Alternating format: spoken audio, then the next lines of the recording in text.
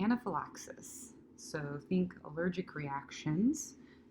This is a relatively common issue that you may see in the backcountry. I'm not saying common in the sense that every time you go on a hike you will see this, but there are lots of things that people may not have been exposed to in the past that they are now exposed to in the backcountry of some sort, or exploring different areas that are unique to maybe where they live on a daily basis. So let's go ahead and watch this quick video. This is from a front country perspective, and then we will transition into a backcountry perspective. Anaphylaxis is a severe allergic reaction that can develop within seconds or minutes of being exposed to an allergy trigger or allergen. A person who is experiencing anaphylaxis may have trouble breathing and go into shock.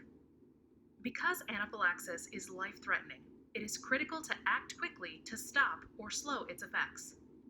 To recognize anaphylaxis, look at the situation and the person's signs and symptoms. If you know that the person has been exposed to an allergen, look for trouble breathing or signs and symptoms of shock. Remember that signs and symptoms of shock may include excessive thirst, pale, cool, moist skin, changes in level of consciousness, and a rapid, weak heartbeat. Unknown exposure plus trouble breathing or signs and symptoms of shock equals anaphylaxis. If you think the person may have been exposed to an allergen, look for any two of the following signs and symptoms. Any skin reaction, such as hives, itchiness, or swelling. Swelling of the face, neck, tongue, or lips. Trouble breathing. Signs and symptoms of shock. Nausea, vomiting, cramping, or diarrhea. Any two of these signs and symptoms, in combination with suspected exposure to an allergen, equals anaphylaxis. If you do not know whether the person has been exposed to an allergen, look for any skin reaction or swelling of the face, neck, tongue, or lips. If the person has a skin reaction or swelling, and the person is having trouble breathing or showing signs and symptoms of shock, then assume anaphylaxis. When you recognize that a person is experiencing anaphylaxis, have someone call 911 or the designated emergency number immediately. If the person has a prescribed epinephrine autoinjector or an autoinjector is available and you are authorized to use it, help the person use the autoinjector. When administering an epinephrine autoinjector, be sure to hold the leg firmly during the injection to limit movement of the person's leg. Remember that anaphylaxis is a care-first situation, so if you are alone, help the person first and then call 911 or the designated emergency number. While you wait for help to arrive, make sure the person is sitting in a comfortable position, or have the person lie down if he or she is showing signs of shock. Provide reassurance. If the person is still having signs and symptoms 5 to 10 minutes after the first dose and emergency responders have not arrived, help the person administer a second dose if another autoinjector is available.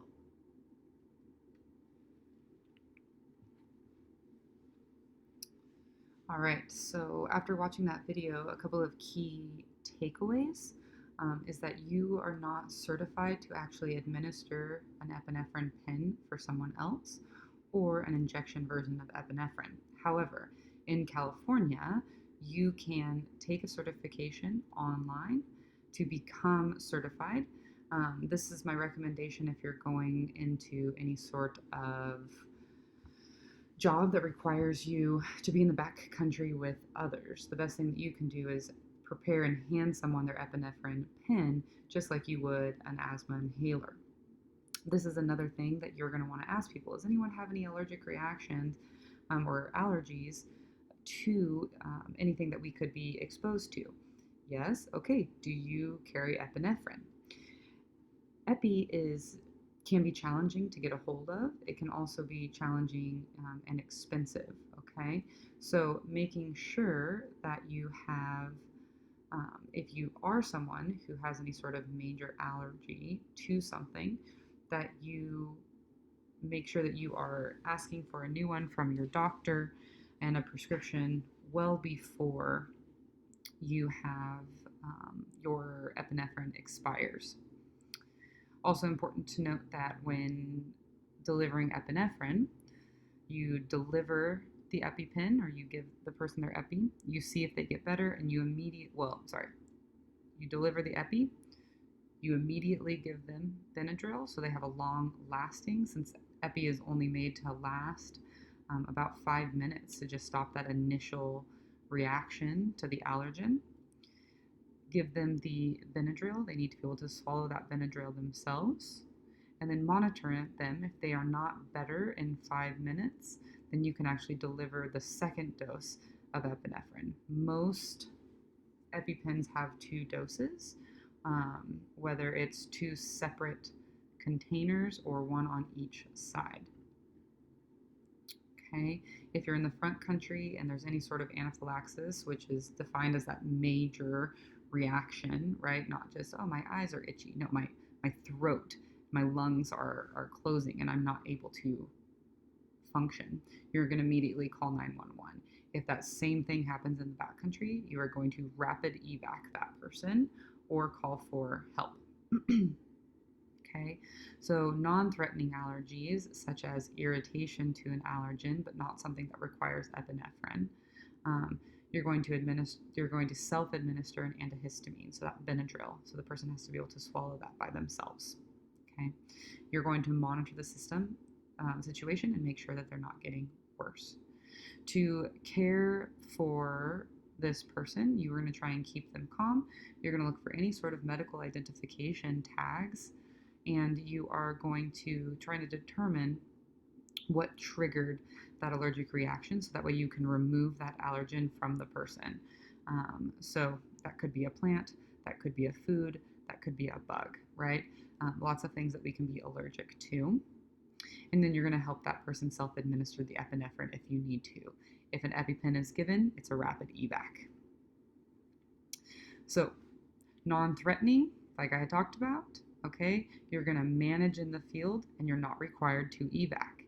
If, however, you need to use epinephrine or things get bad, this is a rapid evac, meaning that you are going to get the person out of the backcountry as soon as possible, or you're going to do an SOS call. You're going to monitor the situation and monitor their ABCDs.